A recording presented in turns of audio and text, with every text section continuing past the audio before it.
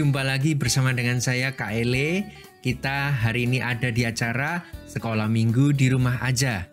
Ya, hari ini kita akan sama-sama belajar merenungkan firman Tuhan, dan terlebih dahulu mari kita berdoa bersama-sama.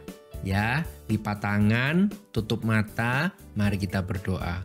Kami bersyukur untuk kasih karunia Tuhan dalam kehidupan kami. Engkau memberkati kami, memberikan kami kesehatan, memberikan kami kekuatan dan juga hikmat dari Tuhan. Biarlah Engkau memakai hari ini untuk kami dapat memahami dan mengerti apa yang ingin Tuhan katakan melalui firman yang akan kami renungkan bersama.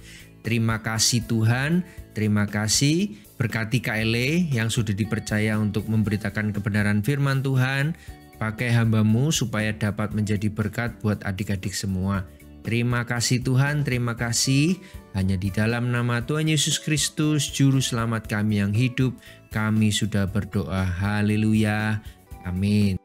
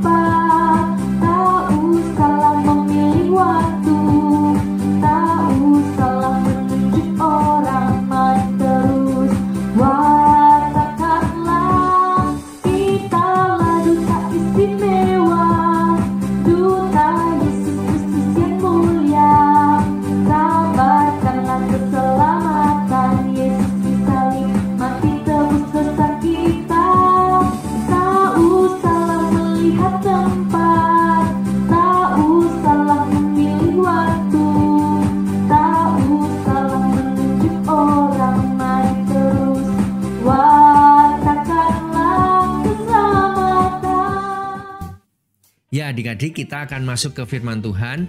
Tapi terlebih dahulu kita akan menghafalkan ayat hafalan kita di Yohanes 3 ayat yang ke-16.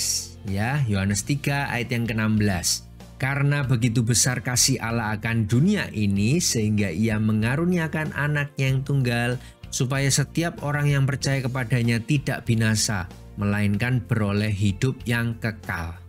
Sekali lagi adik-adik, Yohanes 3 ayat 16. Karena begitu besar kasih Allah akan dunia ini sehingga ia telah mengaruniakan anaknya yang tunggal supaya setiap orang yang percaya kepadanya tidak binasa melainkan beroleh hidup yang kekal. Amin. Baik adik-adik, hari ini kita akan mempelajari kelanjutan cerita yang sudah minggu lalu diberikan sama Kak Yena ya. Nah, cerita ini terambil di dalam Lukas 23 ayat 44 sampai 55. Nah, adik-adik, pada waktu itu kira-kira pukul 3 sore pada saat Yesus wafat ya. Catatan Lukas ini juga memberikan beberapa kejelasan yang kita bisa lihat adik-adik. Nah, adik-adik, pada saat itu waktu Tuhan Yesus mati di atas kayu salib, ada hal yang terjadi secara luar biasa adik-adik. Apa itu? Apa kejadian yang luar biasa itu apa? Yaitu tabir bait suci yang terbelah jadi dua ya, dari atas sampai ke bawah. Lalu nggak cuma itu, terjadi gempa, terus kemudian bukit-bukit batu itu terbelah juga. Wah, ini sangat jarang sekali itu terjadi dalam waktu yang bersamaan. Bener kan? Coba kalian bayangkan, seandainya waktu itu ada gempa, terus tiba-tiba bukitnya semua terbelah. Nah, itu kan menakutkan sekali ya adik-adik ya. Nah, pada saat itu juga kurang lebih seperti itu ketika persis jam 3 sore Tuhan Yesus itu mati di atas kayu salib. Kejadian itu ada. Nah, terbelahnya tabir itu maksudnya apa sih? Nah, kalau adik-adik lihat di kemah suci tabernakel, pasti ada sekat pemisah ya yang diberikan dalam bentuk tirai seperti itu, tirai yang besar seperti itu ya. Nah, yang akan memisahkan ruang Maha Kudus dengan ruang kudus. Nah, yang biasanya boleh masuk itu adalah imam besar saja adik-adik. Nah, di dalam kemah suci tabernakel itu, di mana Yesus pada saat itu sudah mati, yang merupakan tanda bahwa hubungan antara manusia dengan Allah sebenarnya sudah nggak ada lagi sekat. Artinya apa adik-adik? Peristiwa ini menandakan bahwa sesungguhnya dosa manusia semua telah dibayar lunas oleh Yesus. Jadi nggak ada sekat lagi yang menghalangi kita untuk menghampiri Allah yang Maha Kudus itu. Karena Yesus sudah mati di atas kayu salib, adik-adik. Nah, kalau adik-adik lihat di dalam ayat yang ke-46, di situ dikatakan ya, "Ya Bapa, ke dalam tanganmu kuserahkan nyawaku."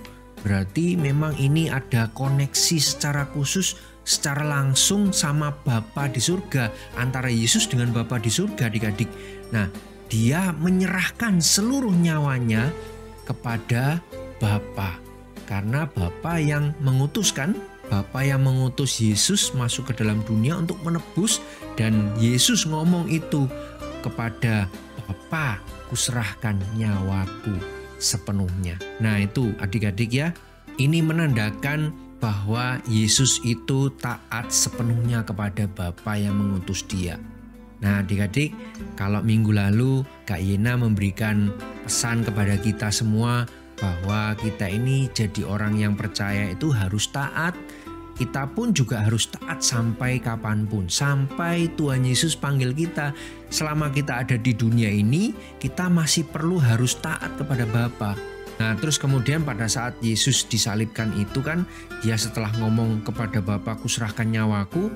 Nah di sana ada seorang prajurit yang melihat, waduh, kebesaran Tuhan dinyatakan, kuasa Tuhan yang hebat itu pada saat itu terjadi juga, dan seorang pasukan ini menyatakan imannya pada saat itu.